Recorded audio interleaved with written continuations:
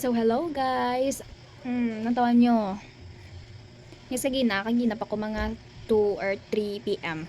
Nag-abot ang ako niya parcel. So, amo ni siya guys, ang ako niya parcel. Naging live ko kagina.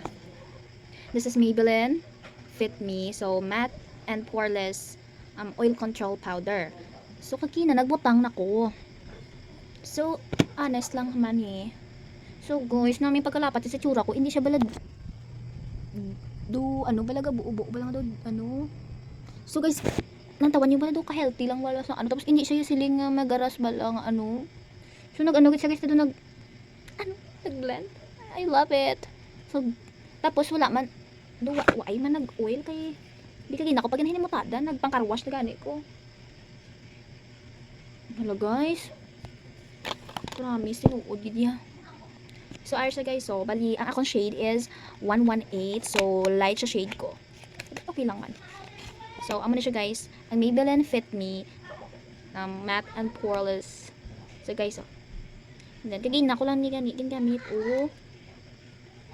Oo. Nan. So, hello guys. I think I found the perfect match. Charot. Kunami guys.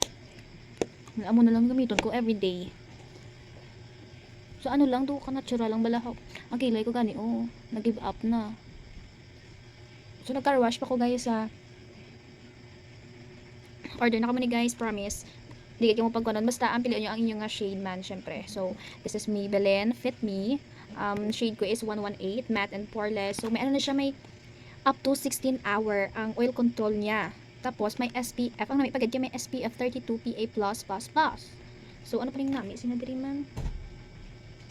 Fits your skin tone and texture. So, may SPF for sun's protection. So, non-cakey, breathable, and lightweight. Oh, guys, kaya hindi siya like cakey. Bala, like, bala, nagabuo-buo bala. Tapos, ariya, nagtapikit sa'yo sa kasi nag-absorb. So, lightweight, pamatsyag ko wala ako sa may ginutang. Promise. Ano na siya, guys? Wala, gid. Ang tawahin mo, tad. So, I will review tomorrow again. Sige, nahampal ko sa inyo.